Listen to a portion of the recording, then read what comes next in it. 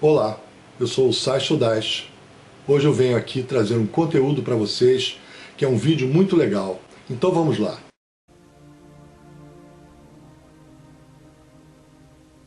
Esta história começa antes da destruição causada pelo dilúvio.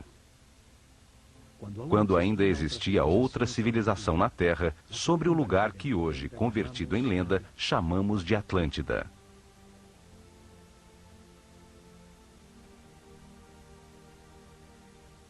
Tinham uma sabedoria que era produto da evolução da consciência do homem por milhares de anos. Eram verdades aprendidas sobre o funcionamento do universo e do processo que chamamos vida. O estudo das constelações lhes revelou que a humanidade era uma união vivente entre o céu e a terra, e que as estrelas e os sóis a influenciavam, formando estações, ciclos e ritmos.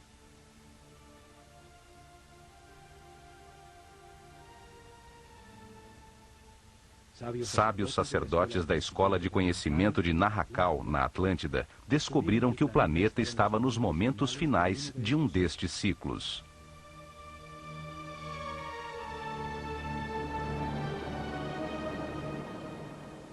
Avisaram, sem que lhes dessem ouvidos, que uma catástrofe eminente destruiria as estruturas que organizavam a vida do homem.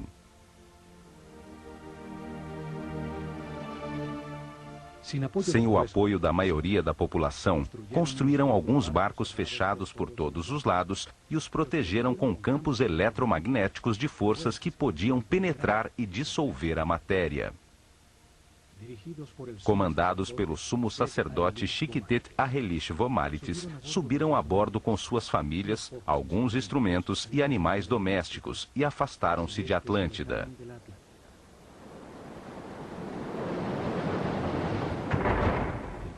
O planeta estremeceu, os céus derreteram e as águas arrasaram os continentes, apagando quase todos os rastros de sua civilização.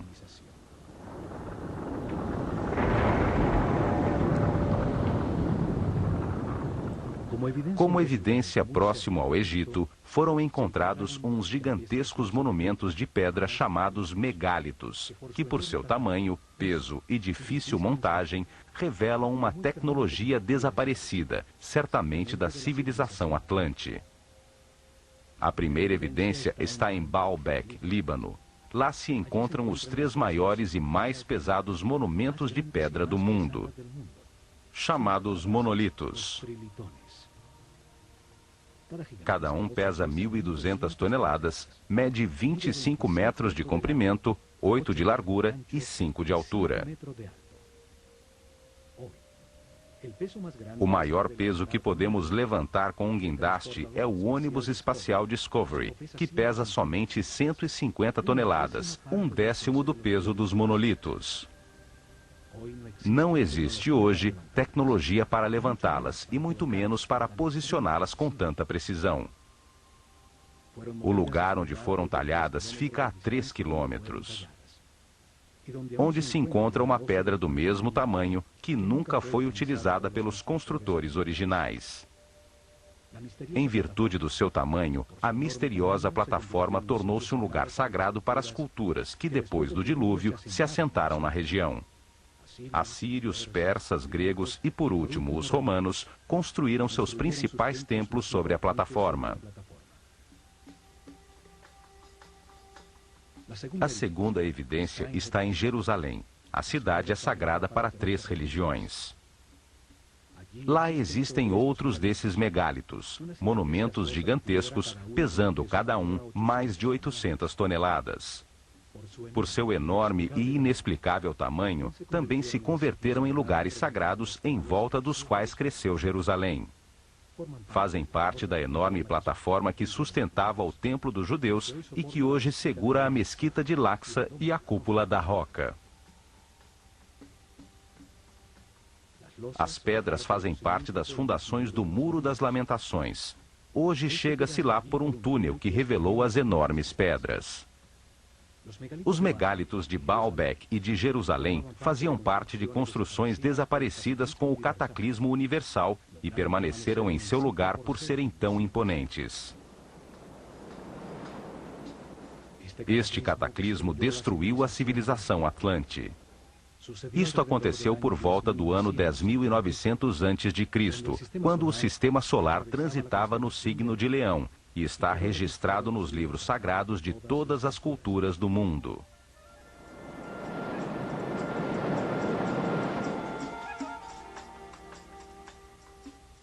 Quando se recuperou o equilíbrio, os sacerdotes sobreviventes ao cataclismo desembarcaram no centro da superfície terrestre, no lugar onde sabiam que afluem as forças telúricas do planeta.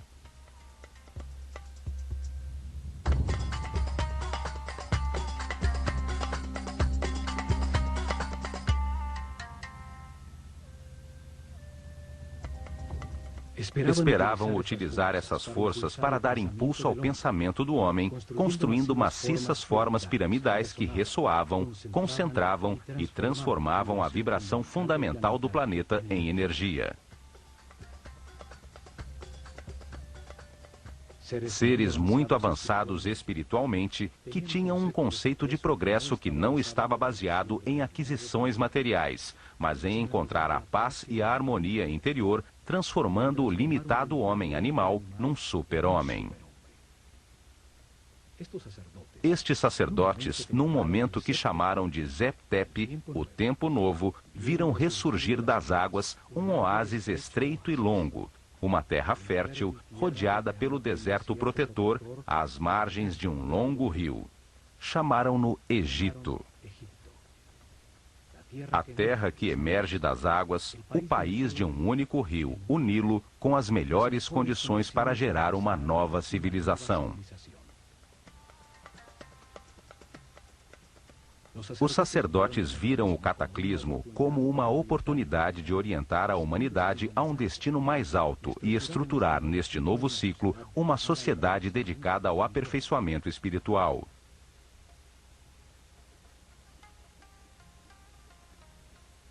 A esfinge demonstra os enormes ciclos de tempo que consideravam. Sua forma de leão com cabeça de homem ressalta o ciclo compreendido entre a Era de Leão e a de Aquário, os tempos de influência da nova civilização. Viam a vida como um processo desenhado por Deus, no qual o homem reencarna sucessivamente para aperfeiçoar-se e ascender na hierarquia do universo. O espírito do homem que não entende o Criador, nem a razão do universo ou de sua própria existência, se encarna num corpo para viver experiências que lhe permitam adquirir sabedoria e compreensão. O lugar em que reencarna e experimenta tudo tem dois extremos opostos. É um universo polarizado e dual, que permite a comparação entre as partes, para compreender qual é a verdadeira. Aprende-se individualmente o resultado de cada decisão e comportamento na vida. O sofrimento permite entender a felicidade e a angústia permite entender a paz. Ao longo de muitas vidas, comparando os dois extremos, entende-se que a verdade está no centro, na neutralidade do amor. Através da reencarnação, o homem compreende a vida, se transforma num ser que respeita tudo o que existe, compreende que tudo tem a sua função, aceita que todas as circunstâncias, mesmo as mais difíceis, são perfeitas, pois são lições para o aperfeiçoamento espiritual.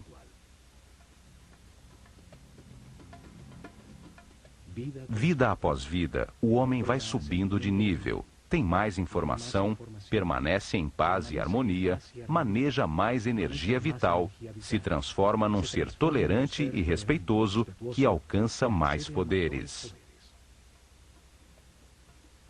Compreende que no universo dual, em circunstâncias contraditórias, a única coisa que não tem polaridade é o amor. O amor é neutro como Deus. Com o Zodíaco de Benderat, ensinaram que esse processo de aprendizagem concede a cada espírito um ciclo cósmico, 12 eras zodiacais.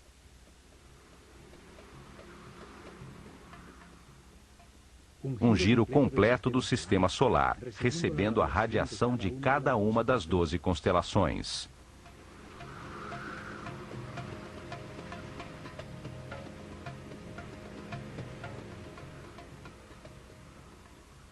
Durante esses 25.920 anos, reencarna 700 vezes em diferentes corpos, lugares, tempos, circunstâncias, condições e personalidades. Em cada vida aprende algo diferente. Cada vez nasce influenciado de diferentes maneiras pelas forças que as estrelas irradiam. Assim, todo ser vivo cumpre um ciclo cósmico, recebendo energia das 12 constelações e a influência dos céus, que marcam ritmos e produzem estados diferentes. Conhecendo a relação deste processo de aprendizagem, das vidas do homem na Terra com o movimento do planeta e do sistema solar, regeram os seus planos pelas estrelas. Estruturaram um método para revelar informações sobre Deus, o universo e o processo de aperfeiçoamento durante milhares de anos. Uma forma de mostrar ao homem o que é a vida e para que existe.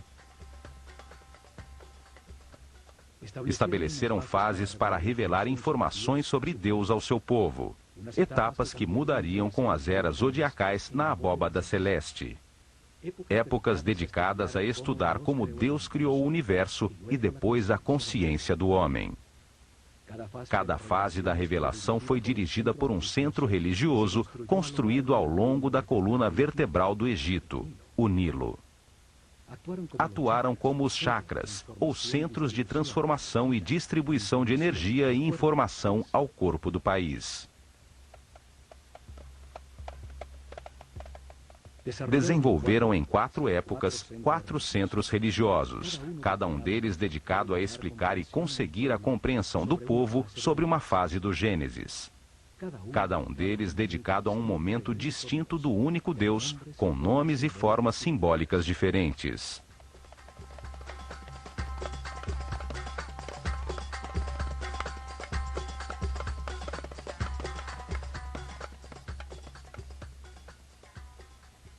O primeiro centro religioso estabeleceu-se em Anu, chamada Heliópolis pelos gregos.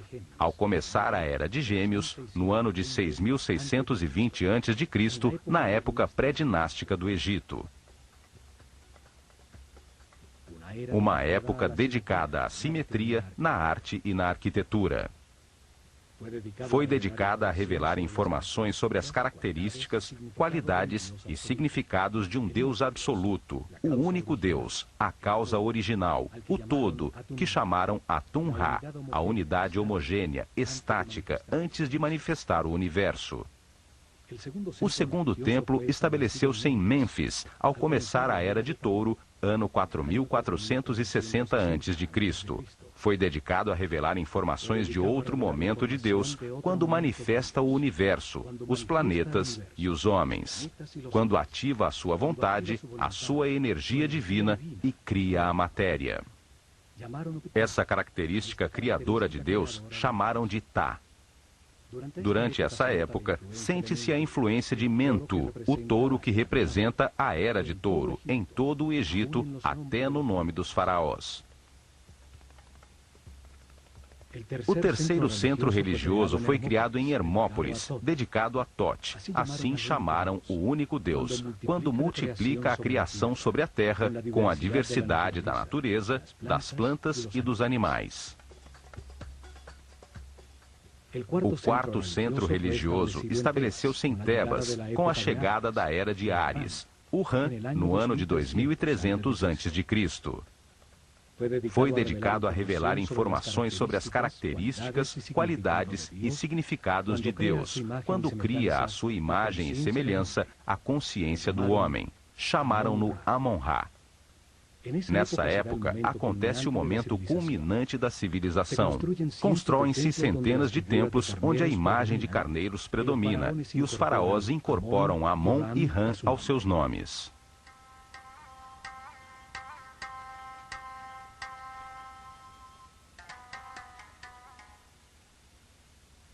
As mudanças de era ou constelação zodiacal determinaram a duração de cada fase da revelação. O povo entendeu aos poucos que existe um só Deus, que por suas características e momentos diferentes em que cria o universo e o homem, tem nomes diferentes. Criaram uma escola de mistérios para transmitir o seu conhecimento, garantindo sacerdotes sucessores de sua casta para continuar o processo de revelação. Se desenvolveram ao redor dos templos e centros religiosos. Em seu interior, se dedicaram a converter os iniciados em seres respeitosos, capazes de guiar seu povo e manejar as forças fundamentais da natureza. Escolheram seus discípulos entre todos os meninos do Egito, pelo nível de consciência e de sensibilidade que demonstravam, dando-lhes a possibilidade de dedicar-se a uma vida de sacerdócio. Deram-lhes informações sobre o processo de aperfeiçoamento, sobre Deus e o universo, através da reencarnação. Ensinaram-lhes ciências, artes, religião e filosofia. Foram treinados a exercitar seu autocontrole, aprenderam a conservar a sua energia vital, a compreender a importância do respeito e do livre-arbítrio, acelerando seu processo evolutivo. Foram convertidos em sucessores de sua casta, sacerdotes com o conhecimento e o poder que este produz, com a missão de guiar o povo num caminho de aperfeiçoamento geral. Foram encontradas estátuas de sacerdotes, uns saindo de um cubo, outros representados como escribas, seres com o conhecimento.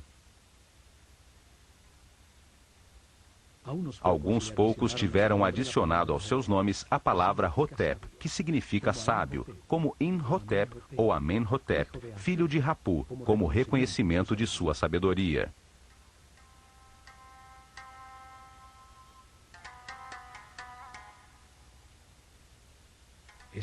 Foi dos templos onde concentraram o conhecimento, o poder, a riqueza material e espiritual que impulsionaram a organização da civilização egípcia.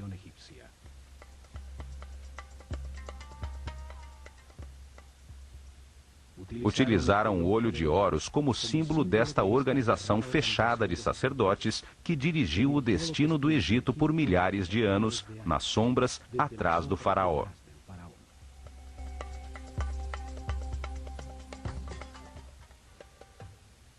A escola de mistérios utilizou o olho de Horus como seu símbolo, uma assinatura que aparece nos muros de todos os templos do Egito. Um símbolo que traz à mente e evoca o seu significado, sua ação principal, e transmite uma ideia de uma maneira muito simples, além das palavras. Seu significado pode ser entendido milhares de anos depois de ter sido desenhado.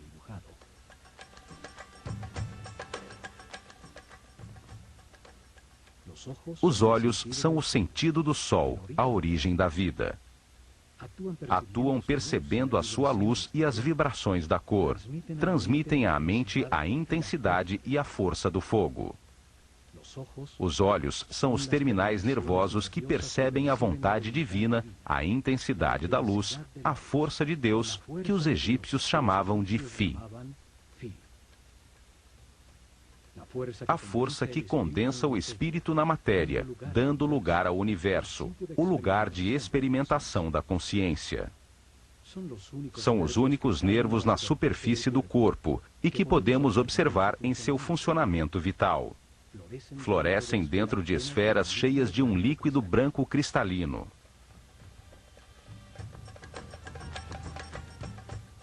Os olhos simbolizam a dualidade. O olho esquerdo é solar, sensível ao negativo. O direito é lunar, sensível ao positivo e afirmativo.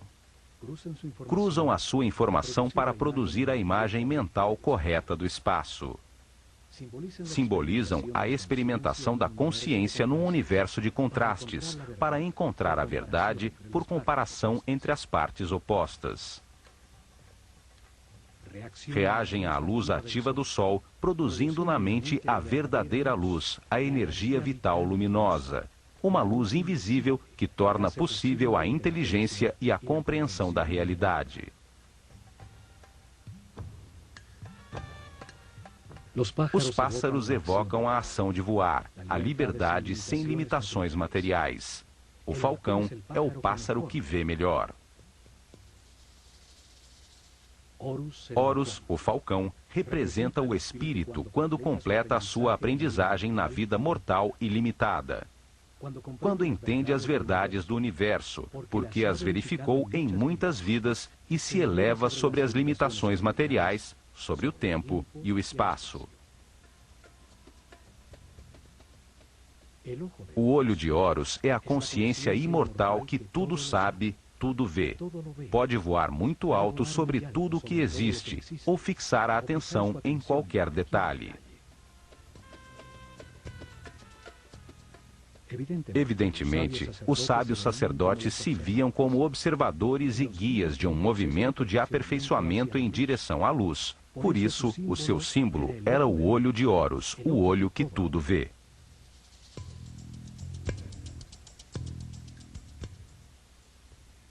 A começar pelos templos, os sacerdotes do olho de Horus guiaram em paz e harmonia o aperfeiçoamento espiritual do povo, revelando informação sobre Deus, o universo e o processo que sofre a consciência do homem.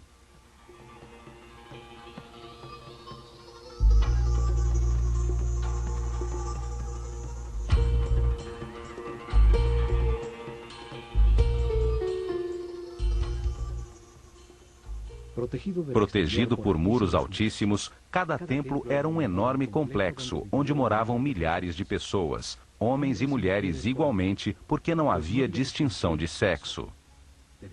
Dedicavam pelo menos 21 anos de suas vidas recebendo informação e treinamento para se converterem em sacerdotes ou sacerdotisas.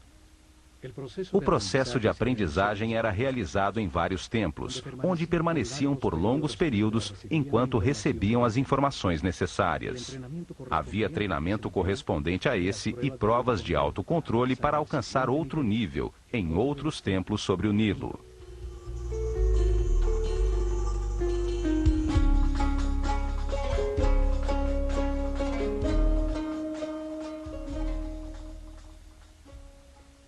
Cada templo era uma biblioteca viva com informação especializada.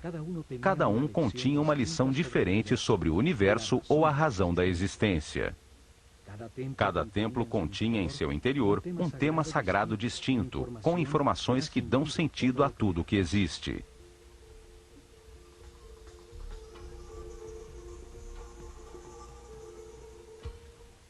O nível básico se realizava durante os primeiros 7 anos, quando recebiam informações gerais sobre o universo e treinamento para manipular os centros energéticos mais baixos do corpo.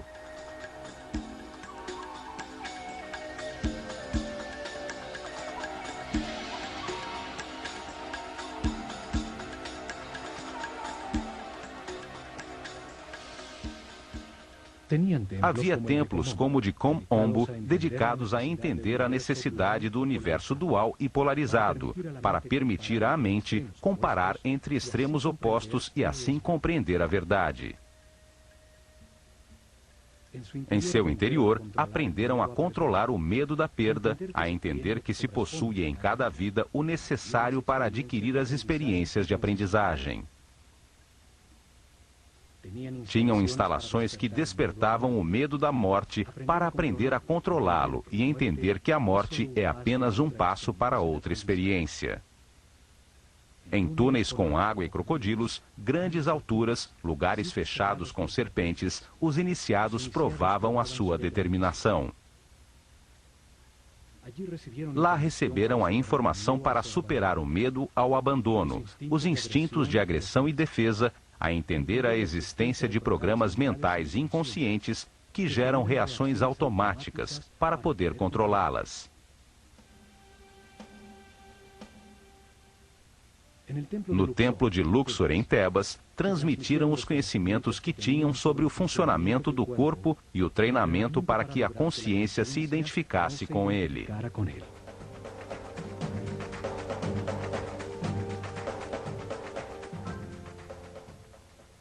O templo inteiro era como um organismo humano, cada salão representando um órgão, com informações nos muros sobre sua função principal, sobre o benefício que o organismo inteiro obtinha ao realizá-la e a sua relação com os outros órgãos.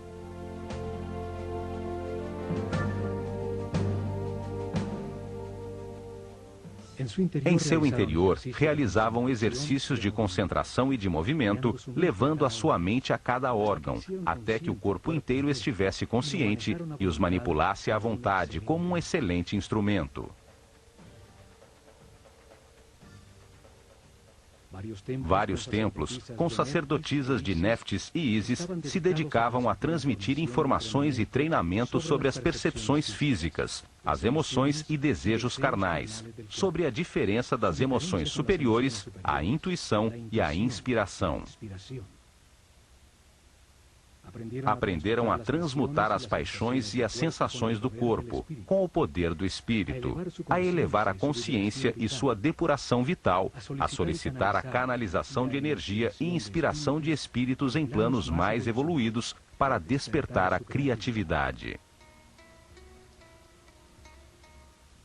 Muitos templos, como o de Hathor, em Denderá, estavam dedicados às ciências, astronomia, astrologia e matemática. Em seus terraços, se dedicavam a registrar os céus, a entender as diversas energias que cada constelação emite e os efeitos que produzem. Seguiam dia a dia os desígnios das estrelas, controlando a duração do ano solar, a data exata da enchente do Nilo, o momento em que a Terra mudou da Era de Touro para a Era de Áries e os lugares que afetam o processo de evolução.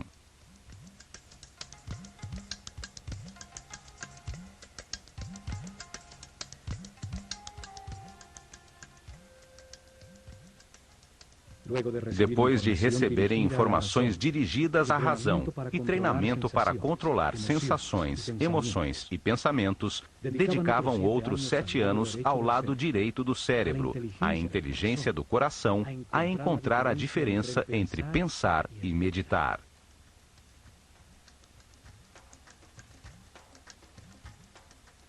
O templo de Karnak, o maior do Egito, estava dedicado à consciência, a analisar as forças que a moldam, a entender o processo de evolução e a acelerá-lo, utilizando conceitos, palavras, sensações, pontos exatos ou movimentos.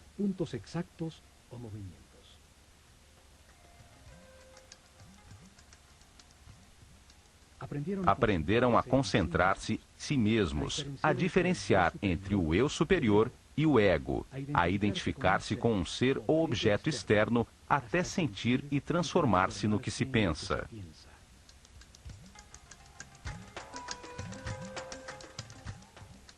Realizavam exercícios de telepatia em lugares próximos, depois à distância, num momento determinado do dia, até aprenderem a comunicar-se mentalmente a qualquer hora.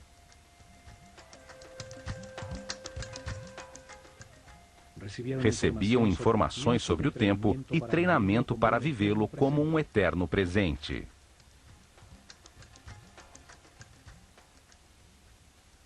Entendiam que pensar é comparar para conhecer e que quando se sabe tudo, não se pensa nem se compara. Aprendiam a mudar de estado ou nível vibratório, a manejar as circunstâncias externas, conseguindo o equilíbrio emocional como uma decisão mental interna.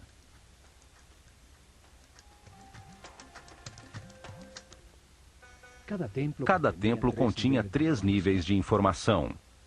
Era uma maneira de revelar informações simultaneamente a homens em diferentes níveis ou estados evolutivos. O primeiro nível transmitia informações básicas dirigidas ao povo. Cada templo contava uma história simples, repleta de símbolos e personagens fantásticos. Um drama sagrado facilmente compreensível. As ideias eram expressadas como mitos em forma de história.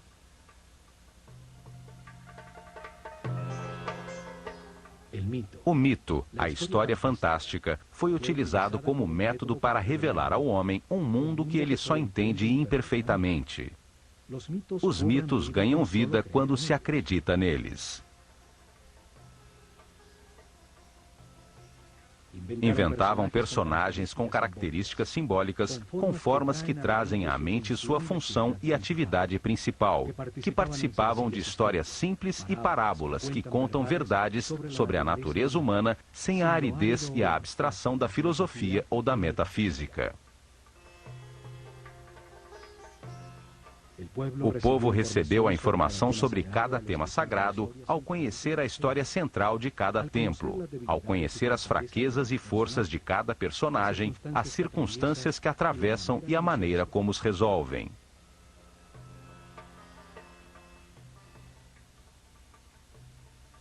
Utilizavam um segundo nível de informação, dirigido aos discípulos, seres com um nível espiritual mais elevado, aos quais se explicava diretamente o mesmo tema sagrado de uma maneira mais concreta e profunda.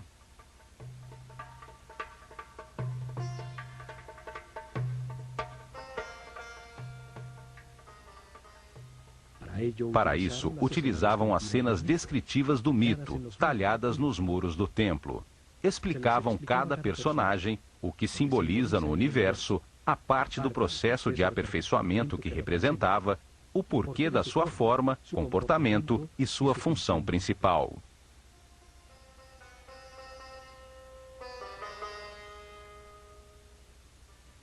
A sabedoria dos sacerdotes do Olho de Horus fica evidente na história contada por cada templo e nas formas que utilizavam como símbolos. Só ao olhá-los, vem à mente a ação vital que representam, ou a qualidade que se ganha ao realizá-la.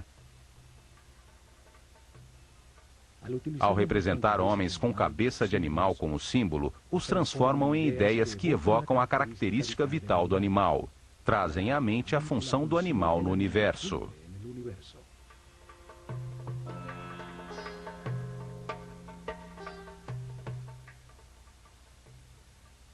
Um homem com cabeça de chacal adquire as suas características, seu instinto de orientação no deserto. Seguindo as suas pegadas, chega-se sempre a terras cultivadas. É, portanto, um excelente guia. Cada símbolo evoca uma simbologia. A forma simples de um pássaro evoca na mente o voo, a liberdade. Um disco solar sobre a cabeça de um homem fala da sua iluminação, da sabedoria que irradia, da informação que tem, do nível da sua consciência.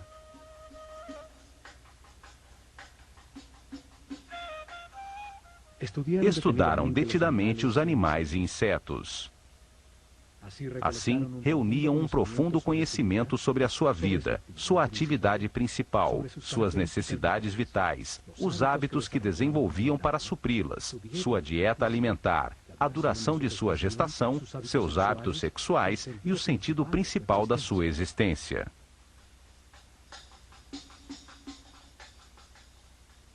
Escolheram os animais mais idôneos para representar uma ação vital e o que acontece no universo quando se executa. O processo da lagarta que se arrasta e tece para depois transformar-se em borboleta.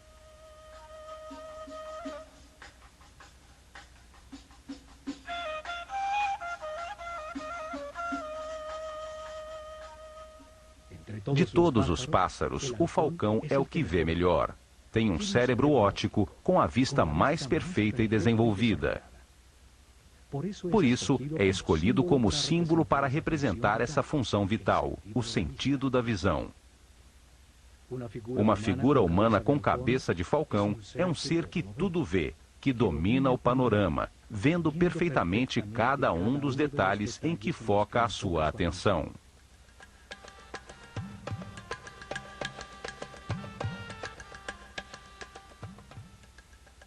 Estas figuras chamadas deuses ou néters pelos egiptólogos que acreditam que o Egito era politeísta e que adorava os animais, representam apenas uma ação vital, um comportamento que transforma e aperfeiçoa.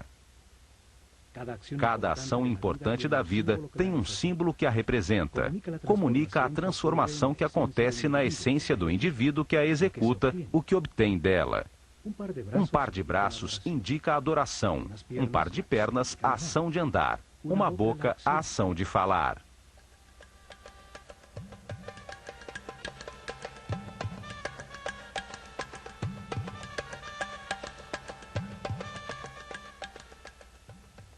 E por último, num terceiro nível de informação, cada templo guardou um código secreto embebido no próprio símbolo. Era conhecido apenas pelos altos sacerdotes e mestres, com informações sobre forças e energias fundamentais, como controlá-las e utilizá-las para prestar serviço ao seu povo.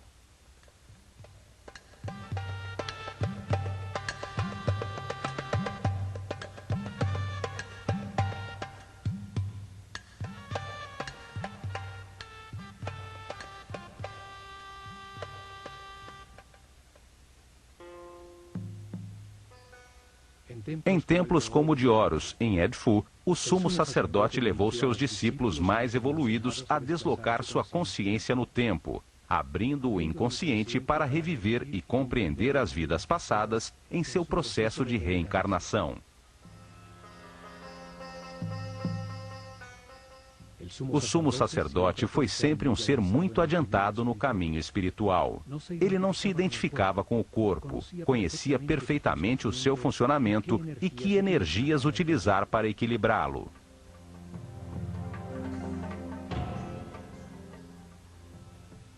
Controlava do centro nervoso no alto da cabeça o mais alto nível de energia vital.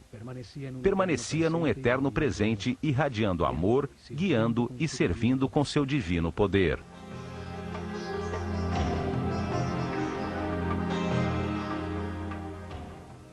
A matéria apenas recebe, se contrai. Dar é irradiar. Esta é uma característica vibratória do espírito. Os seres de cada nível recebem e transmitem aos níveis inferiores. Em seus salões, entenderam que a realidade se compõe de 7 níveis de energia vibratória, 7 correntes energéticas com 7 diferentes níveis de poder ou força.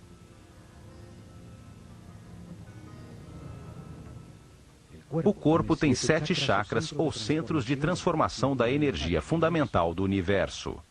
Cada ser humano, em sua vida presente, utiliza um desses 7 centros, dependendo do nível de evolução de sua consciência.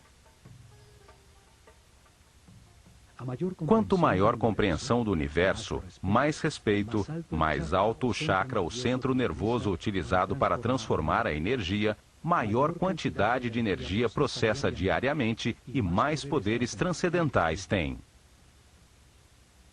O sumo sacerdote podia controlar as forças fundamentais pelo altíssimo nível de energia vital em que permanecia o seu organismo. Seu sistema nervoso tinha uma resistência correspondente a esse nível de energia.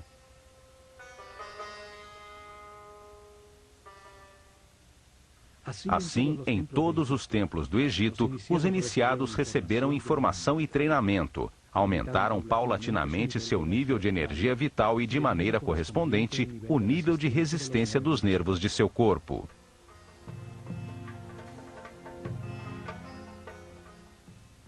Aprenderam a manter-se em paz, harmonia, a respeitar tudo o que existe, a aceitar a perfeição do universo, para conservar seus níveis de energia vital, no caminho do aperfeiçoamento que leva à onipotência, ao controle de forças e energias superiores. Um intenso preparo físico, mental e espiritual que terminava com o momento de experimentar o tudo e o nada, o manifesto e o não manifesto, e receber numa pirâmide uma poderosa energia que permite vislumbrar o 7º nível de consciência. Durante a Era de Touro, se dedicaram a experimentar uma forma piramidal de tecnologia ressonante, que transformava as vibrações do planeta em energia. Um conhecimento herdado a ser colocado em prática.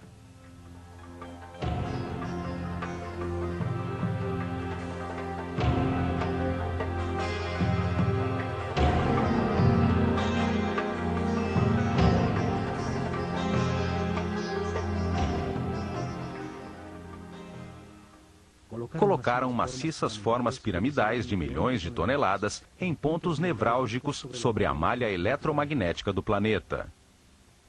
A massa piramidal, que continha milhões de partículas de quartzo, vibrava com a Terra, produzindo energia pela fricção de suas moléculas, num fenômeno que hoje chamamos de peso elétrico.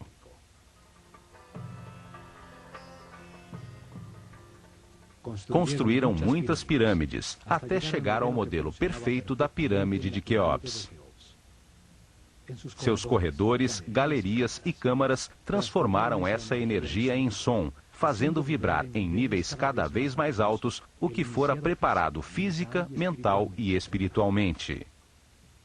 Esta força impulsionava a mente do homem a perceber outras dimensões, chegando a outros estados especiais de consciência. Com esta ajuda externa, os iniciados vislumbravam o 7º nível de consciência. Retornavam relembrando o êxtase obtido, as verdades verificadas, para transmiti-las a seus companheiros com palavras e ações. Em suas meditações posteriores, obtinham novamente esse estado de unidade sem movimento, até que essa situação se consolide definitivamente, e eles fiquem de maneira permanente no estado de Deus-Homem, sempre irradiando energia positiva de amor.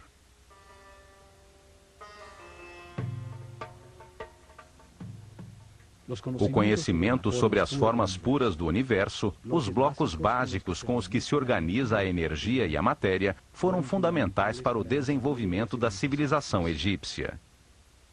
Hoje chamamos essas formas puras de sólidos platônicos. 5 polígonos com seus lados e ângulos iguais, baseados em triângulos equiláteros, a forma divina, sem tensões. Utilizando essas formas, puderam produzir efeitos de ressonância e concentração energética, para elevar a percepção da consciência, para conseguir efeitos de supercondutividade, com os quais se anula a força da gravidade. Hoje se descobriu que o planeta tem pontos nevrálgicos, chamados nodos diamagnéticos, onde se pode controlar a força de gravidade do planeta e produzir fenômenos de supercondutividade. A supercondutividade permite amplificar ou diminuir a força da gravidade. Ao aumentar o peso das pedras, se enterrava conhecimento, sem que fosse necessário escavar.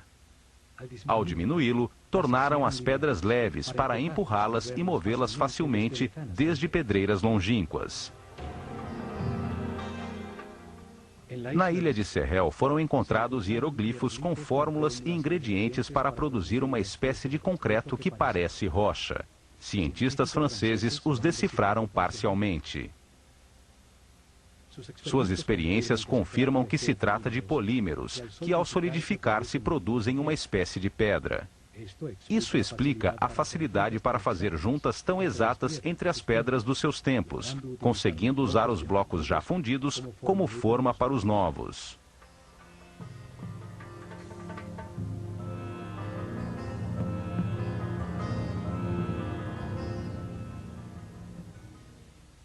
Mas o mais importante foi a sua visão de que a vida é um processo desenhado por Deus para ampliar a consciência do homem. Que o espírito do homem encarna repetidamente num corpo para compreender a harmonia pelos resultados de suas decisões.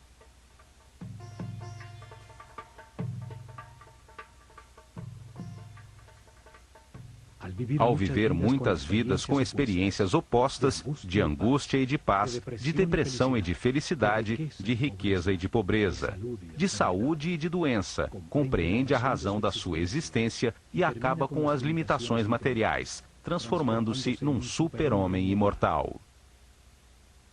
Um ser que não perde na morte a consciência ou a informação acumulada. Um espírito sábio ao final de um processo, que sobe outro degrau na perfeição do universo.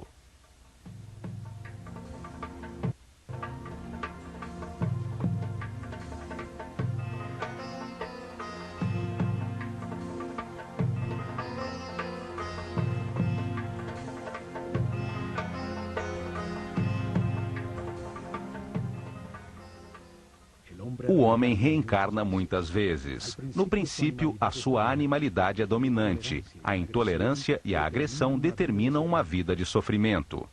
Aos poucos, se enche de dores e, ao tentar remediá-la, deixa de atacar, encontra a paz e, com ela, altos níveis de energia vital.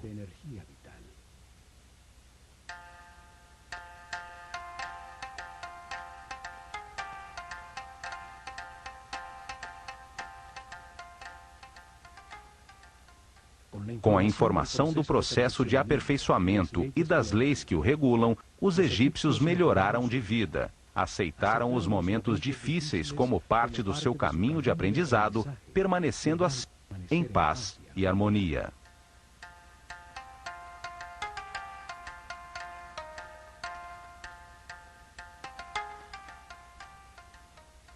Os templos revelaram como homens em um mundo de dor podiam transformar-se em seres sem limitações físicas, com conhecimentos para transmutar a matéria e locomover-se livremente no tempo e no espaço.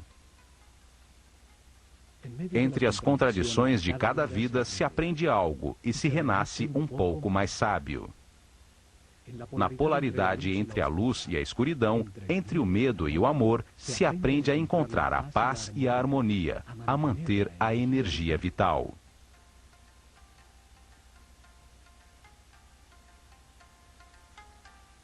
Ao sentir na pele os tormentos e a angústia que produzem a ira, o ódio, o rancor ou a vingança, se compreende o valor da harmonia. Ao compreender que cada decisão produz paz ou sofrimento, pode-se passar do inferno da vida ao céu da mesma. O povo entendeu que todas as ações da vida diária, pescar, semear, colher, são uma maneira de aproximar-se de Deus, de se aperfeiçoar a cada dia. Construíram uma comunidade em paz e uma tal felicidade que, quando o historiador grego Heródoto visitou o Egito no ano 500 a.C., não pôde deixar de afirmar: de todas as nações da terra, os egípcios são os mais felizes, sãos e religiosos.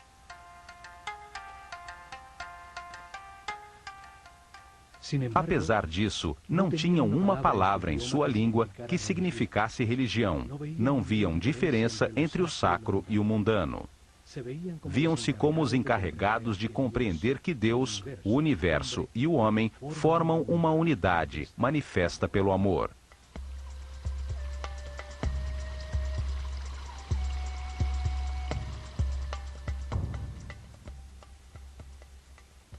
Veremos a mensagem que os egípcios transmitiram em seus templos: que todos os homens avançam por um caminho de aperfeiçoamento que leva muitas vidas. Alguns estão mais evoluídos que os outros, mas todos chegarão à imortalidade e à consciência permanente, somente aprendendo a ser flexíveis, a aceitar as circunstâncias e a respeitar todos os seres que nos rodeiam.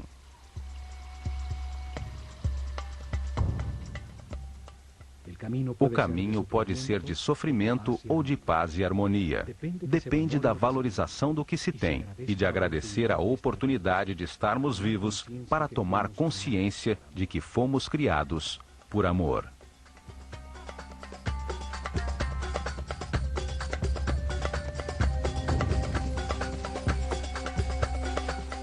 Então, foi bom?